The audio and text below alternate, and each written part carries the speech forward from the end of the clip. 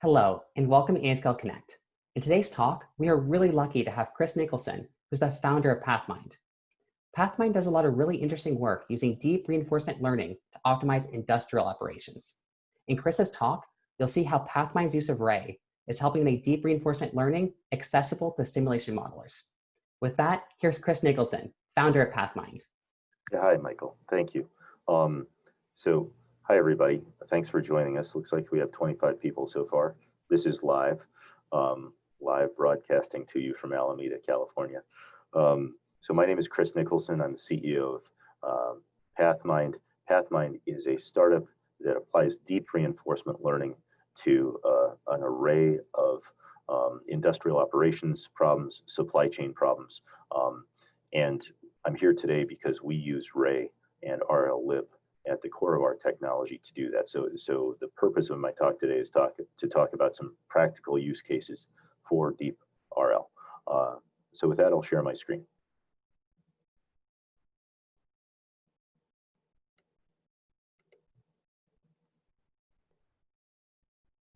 All right, I'm going to assume you can see that. Now, we apply deep RL to industrial operations. What does that mean exactly? Wait a sec, sorry. There we go. It means we start off in simulations, right? So a lot of you are probably familiar with how deep reinforcement learning trains. We create digital replicas, or our users create digital replicas of physical operations. They can do it with any logic. It's a commercial simulation software. They can do it with open source Python. Obviously, that's Ray as well. And with those replicas, we can train RL agents to learn over many runs, many iterations, the best decisions to make to maximize or minimize, overall optimize the metrics that our users care about. Now, working in simulations has a lot of benefits. First of all, it's low risk. So these simulations and applying RL to them, these are tools of thought for people involved in maximizing throughput, minimizing costs. Altering physical operations is obviously a very expensive proposition. So simulations is a low risk, low cost way to explore what those changes would mean for their actual systems. And with any logic, it's also highly visual, meaning we can actually show people the effects of how machines might move in relationship to each other if things are changed in a simulation, and that helps our users and operations managers develop an intuition of how things would change in different scenarios. But simulations are just the start. So once you've got a trained RL agent, you can plug it into actual physical operations. You can plug it into an ERP system. You can plug it into a SCADA system, and RL can act as a control tower, orchestrating the actions of many machines at once, right? So it's like a coach. The machines are the players, and those machines are going to function best as a collective when there's an awareness of the whole. So we start off in simulations, which are low risk, and then we move to the mission critical, right, where we're making real decisions and feeding them into operational systems in the world. So there are many fields of application for this kind of optimization. We happen to focus on industrial control, factories and warehouses. Warehouses and factories are obviously also part of supply chains. So you'll hear people talk about industrial ops, you'll hear them talk about supply chain. Really, those are two sides of the same coin. You start inside the walls, you move out, but you face a lot of the same scheduling and queuing problems all up and down that chain. And then finally, you've got energy management, responding to, say, electricity prices on the grid. There's an array of problems that reinforcement learning is great at optimizing for, and I'm going to get into some of those use cases down below. Sorry, a little feedback there. But what I'd like to point out is that the way these systems are optimized now is often brittle. All right, so a lot of people are taking an approach that may be based on linear programming or a mathematical solver, and those optimizers will break when data variability gets very big, when they confront situations that they didn't solve initially. And when those optimizers break, it causes a lot of waste, right? So current optimization systems are brittle and wasteful.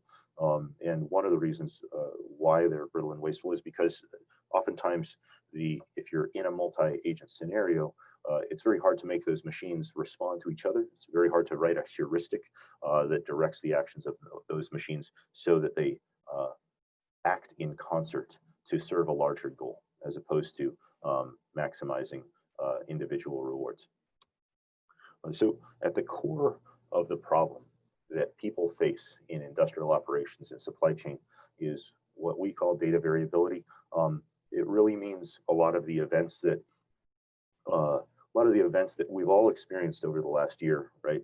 Running out of toilet paper in American supermarkets in March, for example. Like that's a wonderful and sad example of data variability. Unexpected things happen, right? They happen all the time. They happen in physical operations, right? Machines break down, suppliers evaporate, demand can go down, or it can go through the roof, as it did for a lot of e-commerce companies this year. And that data variability needs to be responded to, right? Physical operations don't have any choice but to respond to that variability. If they do it poorly, the stakes are high and they can go out of business. So what we're proposing to people is RL as a foundation of the predictive models that are both adaptive and responsive to that data variability. And one reason why it's more adaptive to that variability is because simulations allow us to train and to experience many realities that are not out there in the world now, right?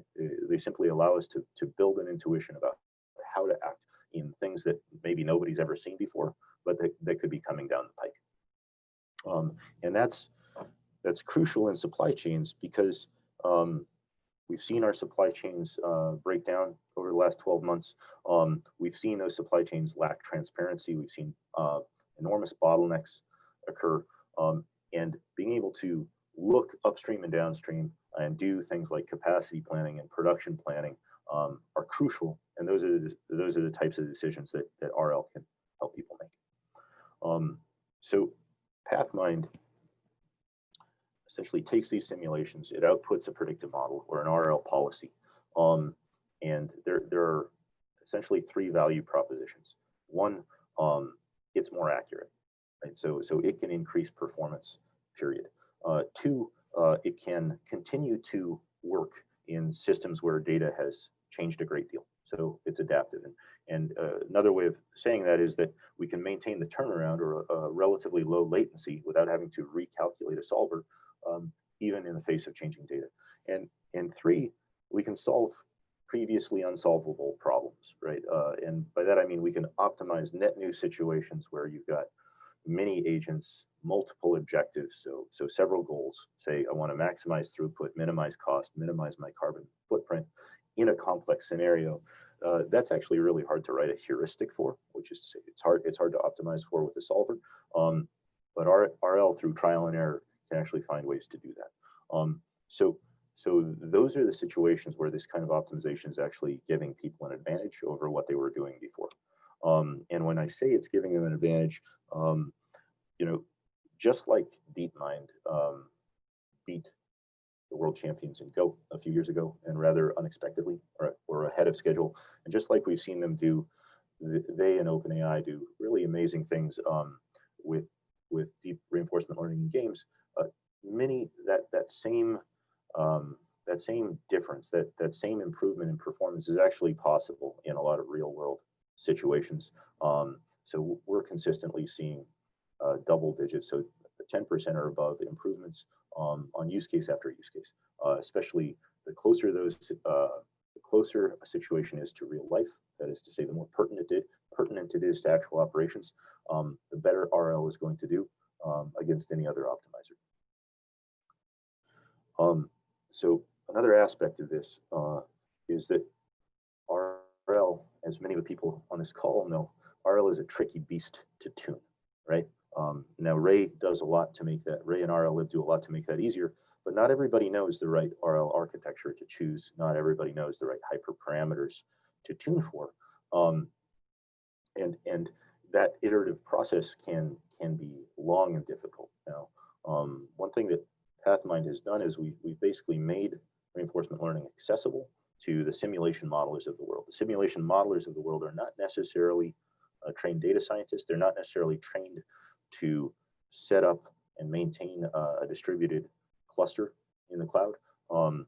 What they are is people with domain knowledge who know how to build a simulation. And what we allow them to do is load those simulations up, choose their observations. So what they're grabbing from state, choose the actions that they want to inject back into the environment, and write the reward functions.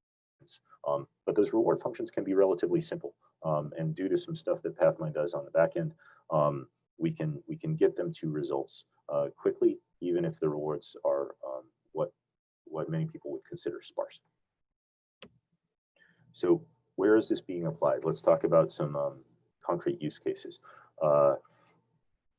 Pathmind's working with a number of global engineering consultancies to get this technology into real operations around the world. One example, there's a metals processor. They're taking metal ore, they're putting it into vats for electrolysis into a solution. They're running electricity through the solution and separating the metal from the rest. Now, electricity is one of the main ingredients in that process. And it so happens, and all of us probably have personal experience of it, that electricity prices can change.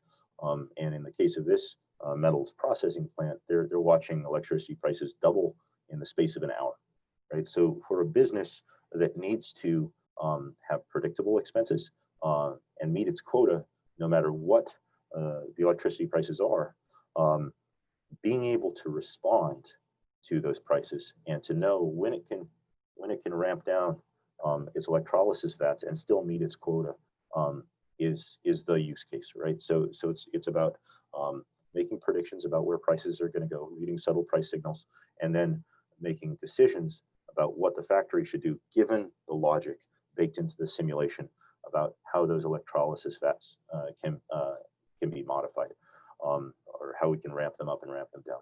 And then finally, beyond that, plants like this and really factories around the world are moving towards renewables wherever they can. And renewables have their own variants, obviously based on the weather and based on daylight or wind. And so based on the prices coming off the grid, right, they may make a decision to swap their power source over to solar at certain points instead of ramping down that. So Pathmind's in a pilot where we're taking real data. We're next to the legacy system, and we're showing them how they can achieve more than a 10% reduction in their electricity costs, right? And for a lot of factories, a 10% reduction, first of all, is almost unheard of, and second of all, adds up to millions of dollars a year. So I'd like to talk about a couple other examples here. Now, basically, the key idea to a lot of industrial operations and supply chain problems is simply throughput. How do I get things from the source to the destination as quickly and efficiently as possible? How do I minimize late deliveries? Because when things are late, sometimes they're no longer profitable, depending on the guarantees you've given the customer. So what Pathmind's able to do is say, take a simulation, you can see it in the lower left-hand side, of several sources of goods, say factories, running goods through several warehouses based on the orders those warehouses are receiving from downstream in the supply chain to minimize the number of late deliveries and thereby maximize profitability. So here again, this is a use case where we've built the models. We're working with teams of simulation engineers, helping with things like product delivery and seeing these double-digit gains. That's not, I'll make a brief digression. That's not the only use case in warehouses. Warehouses are a really interesting place, actually. They've got a ton of optimization problems to solve. Every single one of them operates like almost like a maritime port, right? You've got a ton of trucks coming into the loading docks. Those trucks need to be scheduled where they're going to land. They need to be unloaded, and then they need to be reloaded with goods to take elsewhere. And so that entire process of scheduling, matching those trucks with the right resources, they could be machines or labor, and then moving those goods to the right spot on the racks so that it can be quickly moved out of the warehouse later. That's a series of optimization problems, and every warehouse in the world confronts that. Many of them are not as nearly as optimized as they should be, but several, I'd say, global warehouse operators are working on those problems now. And Amazon's a perfect example, but they're not the only ones. So another problem, and this is really a multi-billion-dollar problem in the world right now, is the supply chain visibility and supply chain optimization. So that's my current slide. You've got these choke points up and down the system that are based on not just a lack of transparency, but bad data. So the way to think about a supply chain is it's a flow of goods, money, and information, right? And the information is what we care about now, right? So a lot of these stations in the supply chain are not sharing information well, and when they do share that information well, they're not processing it well. So they're not making the right decisions based on the capacity of their partners to place orders at the right time. One thing Pathmind can do, given good information, is help organizations downstream send orders upstream so that they get just the right amount of inventory, right? Just enough inventory, so to speak. So more inventory is not always better. There are obviously costs of carrying inventory, but leaving money on the table when you get an order and can't fill it is also bad. So there's a narrow middle road to take, right? And being on that narrow road is the goal of this kind of optimization. Another problem that we've been able to help people solve is what we call the product delivery or the routing problem. So the routing problem really gets into not just fast deliveries, but also minimizing carbon footprints, right? So another aspect of the changes that factories, warehouses, and supply chains are undergoing today, and believe me, there are enormous transformations, not just due to COVID, but say in the automotive industry due to electric vehicles and AVs. There's enormous changes going on, and one of the changes, and it's really a top-down mandate, is these companies are required to reduce their carbon footprint. So what does that mean exactly? Well, that can mean that they have more objectives now. It's a multi-objective problem, right? So they're used to trying to solve for faster deliveries, more throughput, and cost minimization. And all of a sudden, they need to take into account this other thing. How do I do all of that and minimize the amount of fuel or vehicles that I'm using, right? And the way reinforcement learning works is that it's actually fairly simple to add new variables to a reward function, alter the simulation, and find the new best decisions based on the new incentives or the shifts in the environment that you as an actor face. So finally, I'll talk a little bit about factories and crane models. So in factories, everybody on this call probably knows that factories are getting more and more automated. There's a lot of autonomous guided vehicles, AGVs, or AMRs are running around in those factories carrying goods from one place to another. There's a lot of cranes coordinating activity amongst themselves to place goods near the right machine to process them. And simply by basing decisions on observations about the capacity of each machine, the labor associated with it, and the locations available on the racks, right? Information that you can feed into these RL agents, along with the kind of the simultaneous activity of the cranes operating all around your agent, we are able to show some pretty significant performance gains. So I'll just say double digits again, but it can vary a lot. In any case, these factories, many of them have been struggling with optimization problems for many years. Many of them actually optimize and then leave their optimizers on the shelf because those mathematical solvers are going to break, and they're going to break when something unexpected happens. Let's say a machine fails, right? Or a new item is introduced to an assembly line, right? Variations like that will quickly break the legacy systems, but because we can train because we can train RL models on a great deal of variability within simulations, put them out there, maintain them, keep them learning through online learning and continuously update them, we're actually able to make optimizers useful on problems in a way they weren't before. You could say we're able to operationalize optimizers in a way that wasn't possible before. So folks, that's my presentation. I hope I didn't go through it too quickly. I got a little excited there. Anybody curious about Pathmind can go to this link. That's our sign up link. It's free for everybody on this call. Come on over, sign up. We've got some simulation models that are adapted for AI where you can just press train and see RL work in our UX. So with that, Sophia and Michael, thanks for inviting me. Let's open this up to questions. So thank you so much, Chris, for your talk. Just a little bit of logistics note. This talk will be posted on YouTube relatively soon. And our next Connect event should be on January 20th.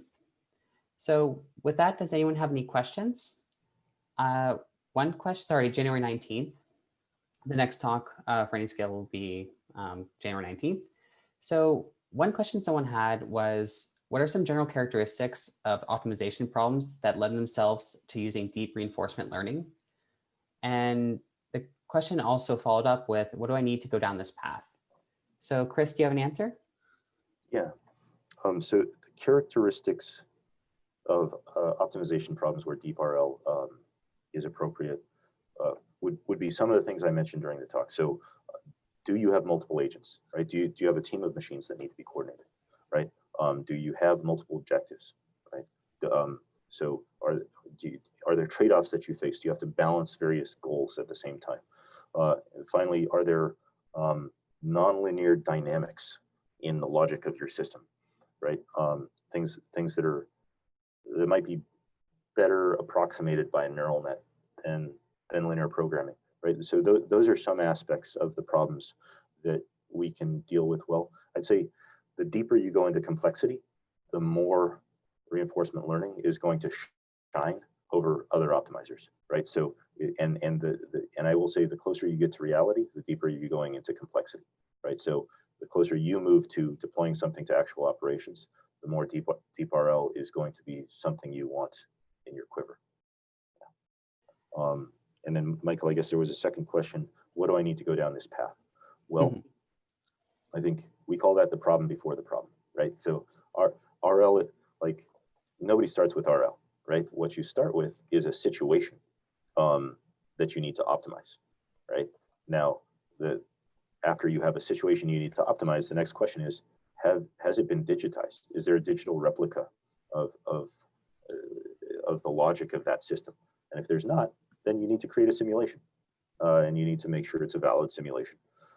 So that knowledge will either come from you or say a customer or domain expert you're working with. You create a valid simulation, and there are ways to shape that simulation to augment and adapt it so that it's ready for RL, right? And that really just means you need to know which metrics you're going to draw as observations. You need to know what kind of choices you're giving to your agents, like what are the decisions you can actually make, and which decisions will actually affect the environment iteratively, right?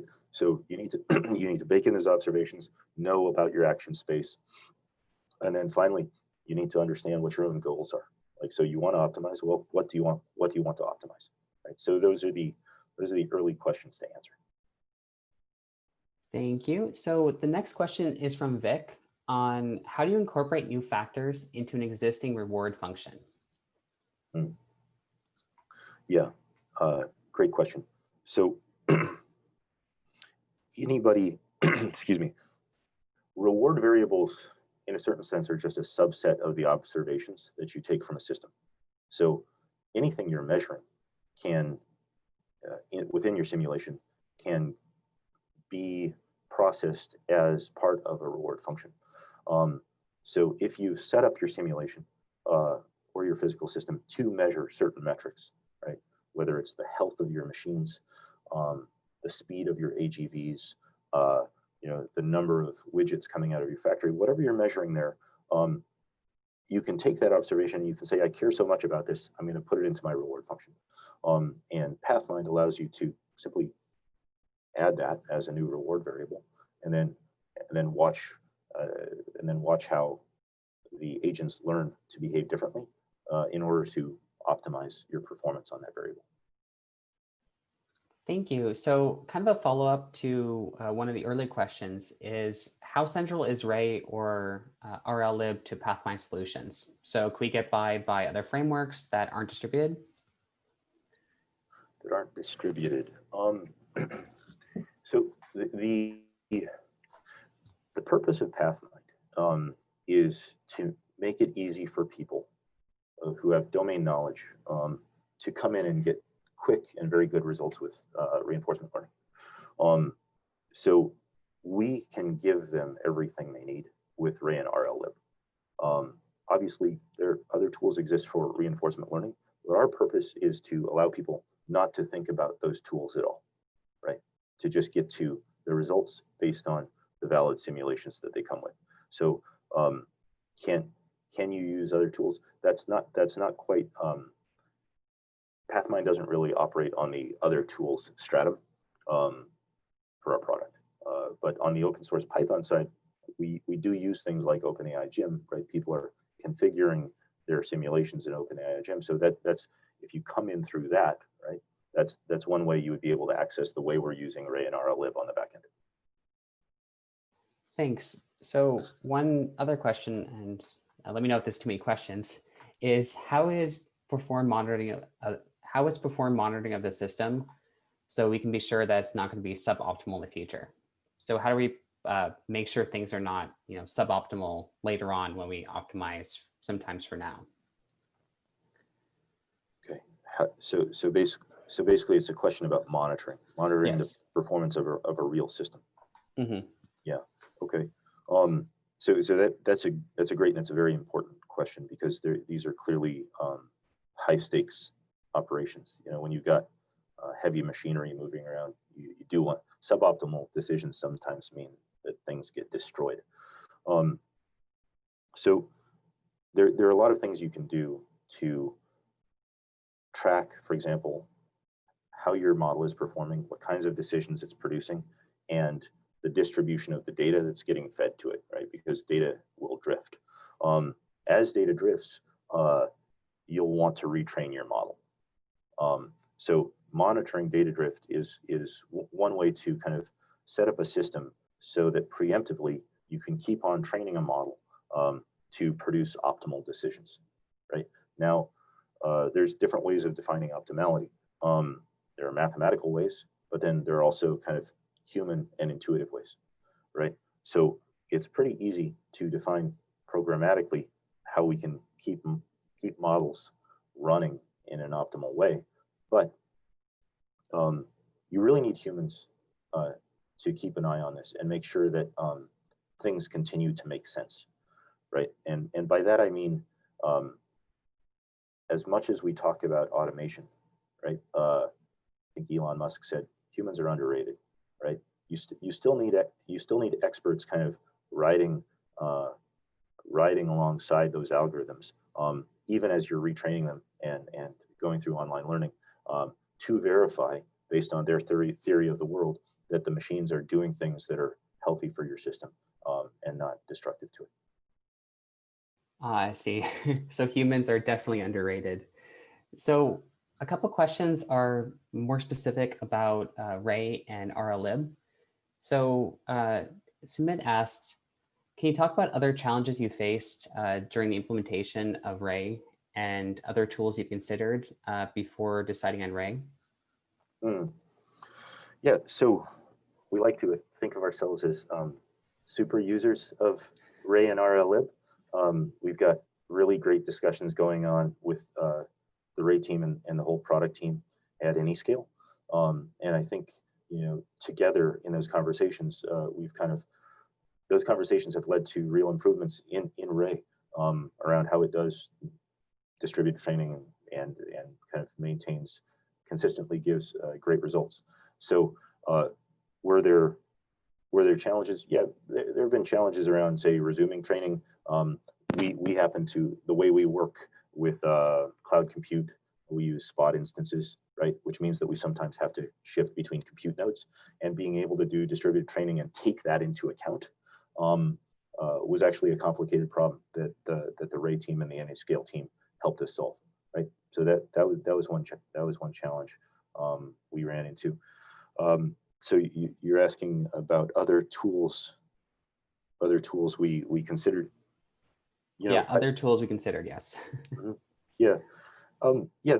There's other tools out there for sure, and I'd say, and some of them have good clean implementations, but for our money, right, or from our perspective, Ray's implementation of the reinforcement learning, and everybody can find the other tools out there, right? They're very obvious on GitHub, right? We all know what they are, but from our perspective, Ray and Anyscale just had the cleanest implementations of the algorithms we needed, and even more importantly in open source. And I've been involved in open source for 7 years now. One of the things you really want to consider is how vibrant is the community, how fast is a project moving, how responsive is the team building it, right? How well funded is the commercial support arm behind it? And the Ray and Anyscale team just ticked all the boxes there, right? We felt pretty safe kind of with the responsiveness and the future of the project. All right, wonderful. So this is more about, these next questions are more about Pathmind's product. So your examples are really intriguing, and a couple of users are wondering if Pathmind's product users created the use cases themselves, or if a lot of your work requires more interaction or consulting on your side.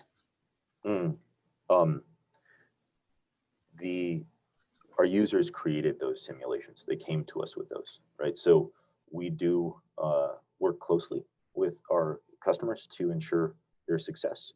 Our part of that has to do with making sure they get good results out of RL, and they've plugged RL and the observation and actions into their simulation models correctly.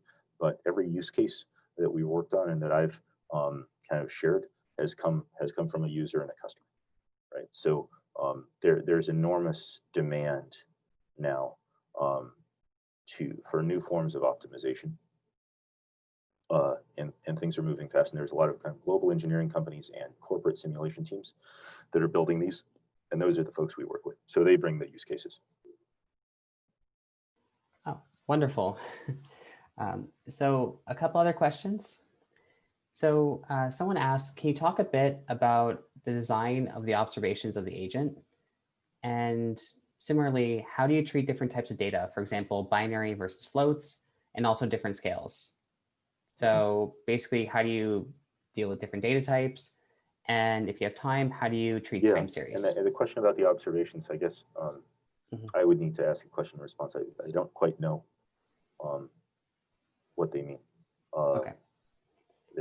But let's just say in a system, a lot of things can be measured, and anything that can be measured can be turned into an observation, right? And you can feed that back in. And we've got situations where like people are coming to us with 8,000 observations, right?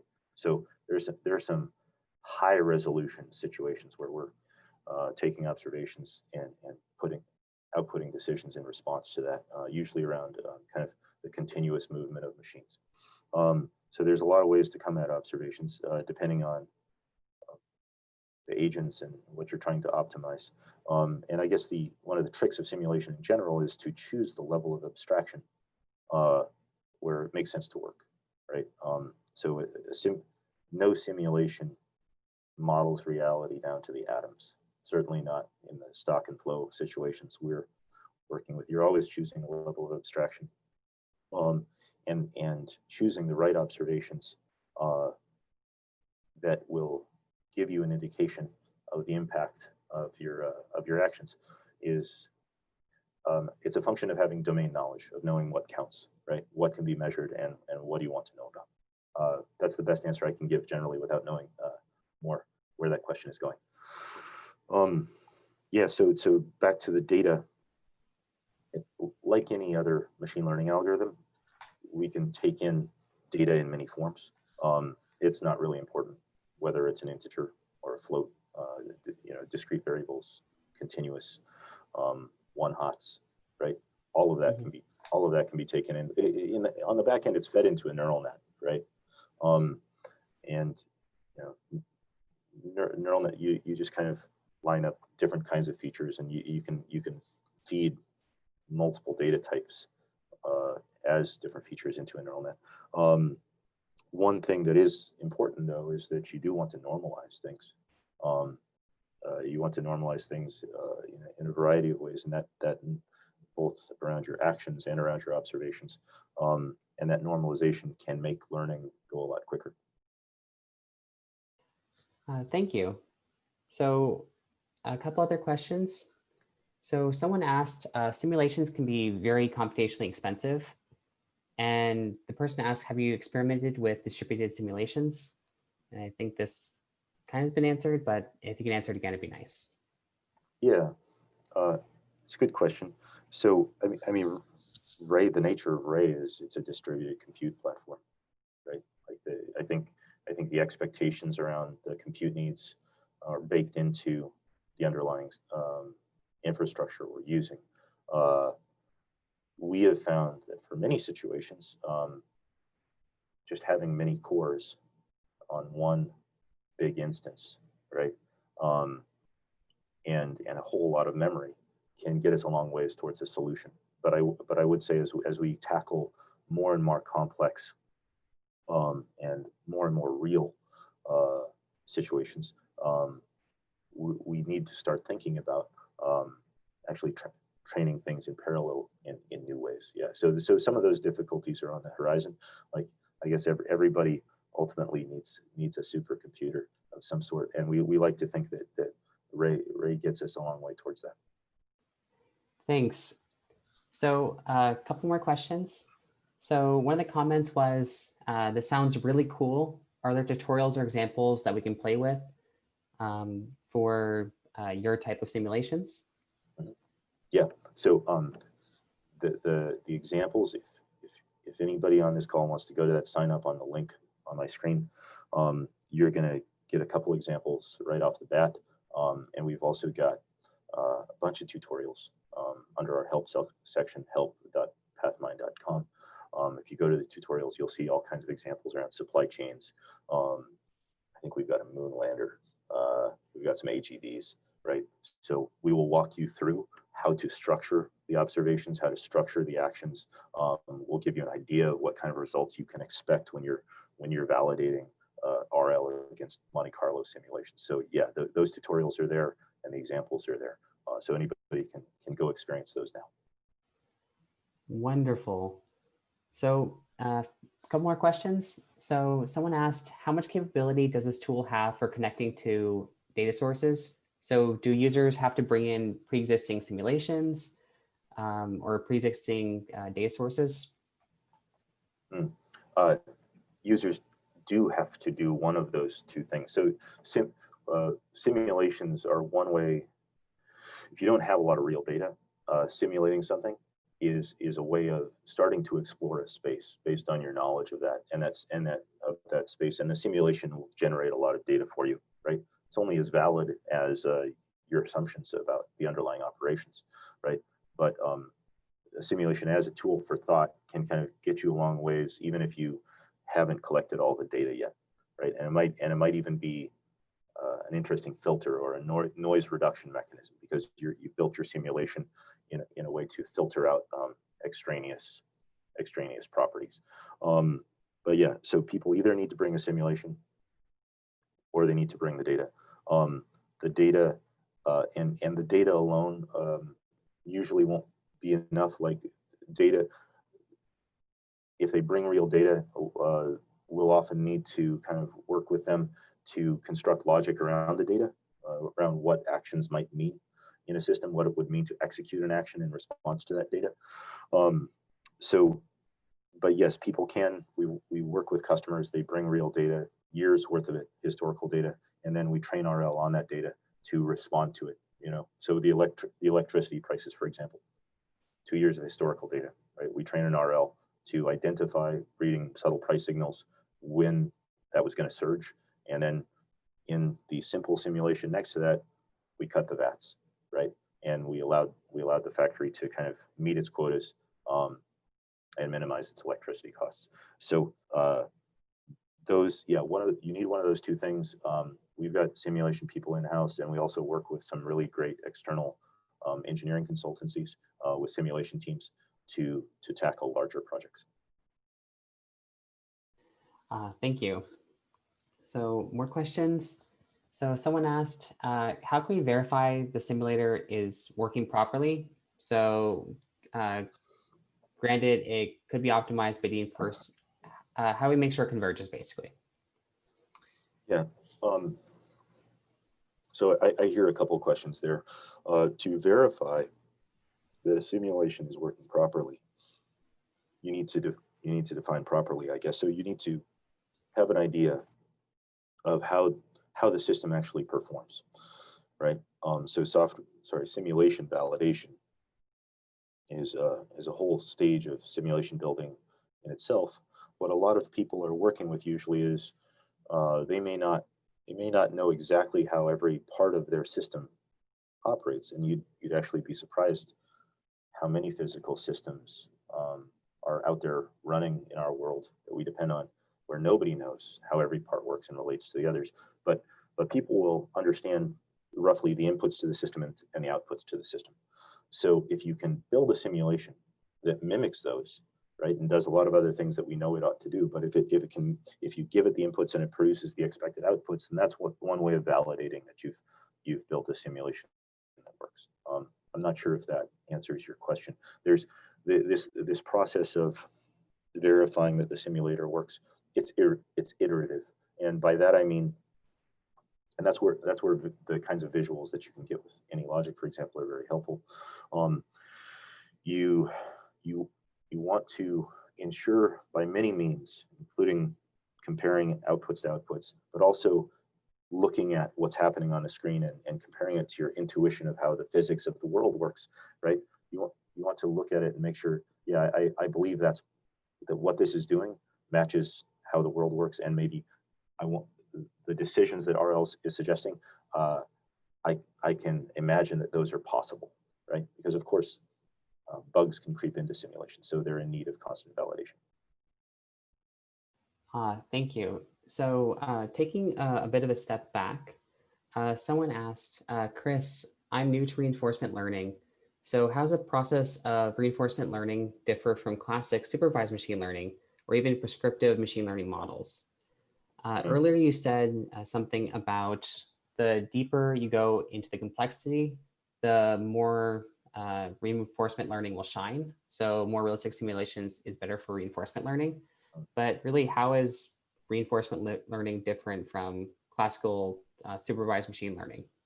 Yeah, that's a great question. Yeah, so a lot of us come to reinforcement learning with a knowledge of how supervised learning works. For those who don't know, supervised learning is when you have a labeled data set, you basically have ground truth answers. So if you're trying to classify photos and you had a bunch of photos of me and Michael, right?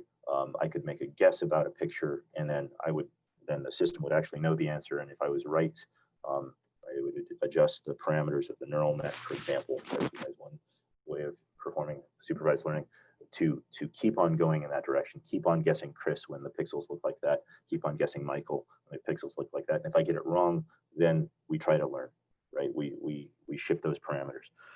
So in reinforcement learning, you don't have a supervised data set. What you have is a reward function, right? And the reward function says, when you attain the goals that you said you want, right? Like I delivered something within a certain deadline, right? Then you get coins, you get a reward, right? So it's anybody who's ever raised a dog, trained a dog, right, knows all about reinforcement learning, right? You give them treats and you give them swats on the butt, right? So reward functions do that mathematically. They do it to a reinforcement learning agent, and that is the supervision, right? So the supervision is simply the logic of the feedback that you want to give the agent, right? As opposed to a labeled data set. That I hope that intuition works, right? works for you. So it's really identifying the actions that have led to the things that you want from the agent. That's how you reward it. And when you get into those rewards, different things matter. So, and in fact, the analogies with human experience are multiple. It's really an extended metaphor of how humans learn. So frequent rewards, so dense reward functions, something that tells me quickly whether I've done something wrong, can be much more effective than sparse rewards, right? Meaning if I do something and then 5 years later suffer the consequences from it, right? How do I know what I did wrong, right? That would be a sparse reward. But if you can construct a reinforcement learning algorithm that tells you, oh, you're a step closer to your goal, right? And I measured the distance for that, right? That would be a dense reward, right? And that dense reward would give the RL agent intuition much more quickly that was doing the right thing. So there are a lot of aspects to reward shaping, and that's what this art is called. There are a lot of aspects to reward shaping that can improve how agents learn. I kind of got lost in my own answer there. I'm not sure if that really responds to the question. I think you answered it fantastically. So a couple questions about tooling before we go a little bit further. So a couple questions have asked, do you need any logic to use Pathmind? How you do the same using Python? Is there any other tool that you use for simulation? And then also, just quickly, are some of your examples using OpenAI Gym? And do you have any tutorials for plugging in Gym as opposed to something like AnyLogic? Mm-hmm. A lot of questions there. Yeah. So Anylogic is the only commercial simulation software vendor that we integrate with, and they do a lot of great stuff. They've got some libraries that really get you ahead of the game on modeling things like pedestrians or moving materials in warehouses. They also have some great visual rendering, so that's why we chose them. Big market share too for these stock and flow problems. But we also have an open source Python integration, right? So if you can configure a model just using OpenAI's GIMS kind of framework, then we can train that model, right? So you could come to us with something that you constructed in Python. We can train that on our backend just fine, right? So for commercial, you can use any software you want as long as it's any logic, right? And for open source, anything that you can build on OpenAI Gym, we can work with. I hope that answers your question. Yes, I think it probably did. So a couple more questions before we finish. So I know we've been asking you a lot of wonderful questions. So someone asked, I was wondering how the reward is formulated in multi-objective scenarios. So you had an example, I believe, with a carbon footprint as well as maximizing profits, essentially. Yeah, yeah, and actually, I think the person asking that question can go straight to the examples in the Pathmind account, and they will see, excuse me, they'll see a multi-objective reward function. So in Pathmind, we are typically expressing each reward variable on a different line, right? So it's just going to be a code snippet where if the reward is basically updated at each step as the agent marches through an iteration of the model, and that line in the reward function, I'm not sure. I'd like to show it to you, but I think I'm just going to opt for keeping on talking to you and suggesting that you go to our app. You will see those multi-line reward functions, and each line is its own objective. It's a metric that you've said you care about, and one could be profit, another could be throughput, another could be the carbon footprint. Yeah, so there as many, you can introduce as many objectives as you have lines of code. One thing we have found though is that more people can distill their rewards down to a few important things, the better an agent's going to learn. So I'm not recommending that everybody go in with 10 objectives, but 3 is certainly doable. Thank you. So 2 last questions. We very much appreciate your time. So one question asked earlier was about simulations can be very computationally expensive. How you experimented with distributed simulations. There was a bit of a follow-up question there. Mhm. And the person meant a simulation instance that is itself distributed, not many distributed simulations. Is that an appropriate question? Oh, a simulation instance that is itself distributed. Like what I'm hearing there is breaking up a simulation environment into many pieces and then training on different bits of it, a bit like in image recognition, you might break up a picture of the whole globe and train on different continents. That's kind of what I'm hearing. That's not something we've tackled yet. It's an interesting problem, though. I'd like to, I'd like to look into that. I will say, in reinforcement learning, one of the things you learn over time is that hierarchical learning, breaking things down into sub problems, or into smaller problems, is useful, right? It's not just useful to tackle a huge simulation. Due to compute resources, it's useful just to get anything to learn at all, right? Is to break it down into smaller pieces.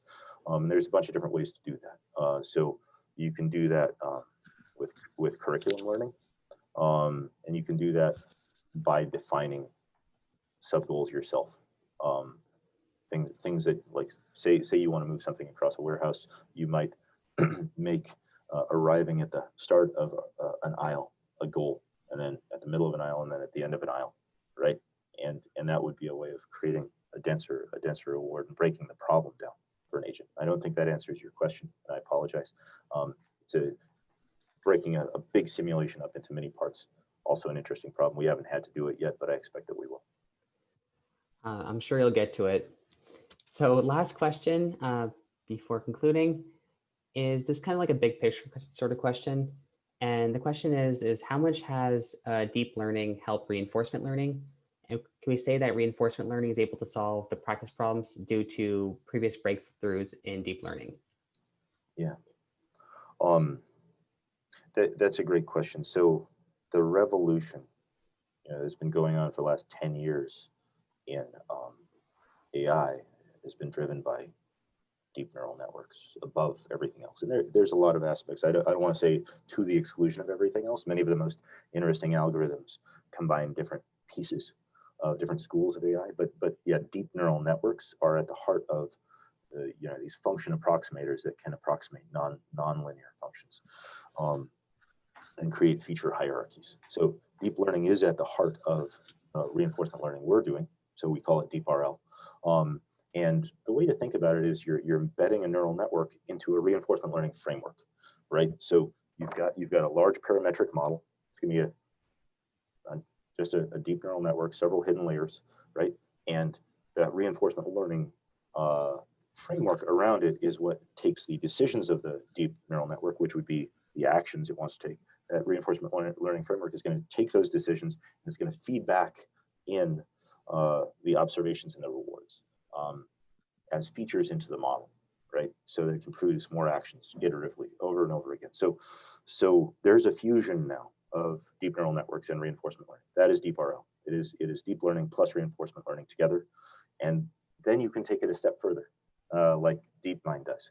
And you can make those deep reinforcement learning agents vie and compete with each other, right? As they did with Go, until you finally produce a world champion.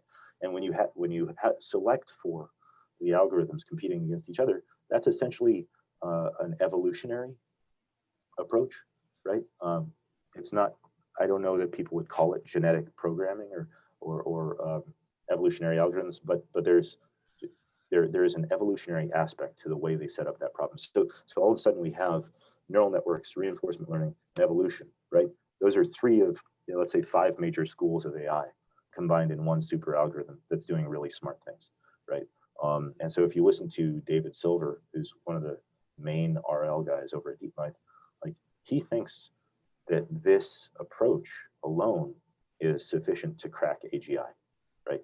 It's all there in that combination of deep neural networks in a reinforcement learning framework. So that's what we're working with. It's an exciting thing to work on. Wow, that's a great perspective. So that's it for all the questions today.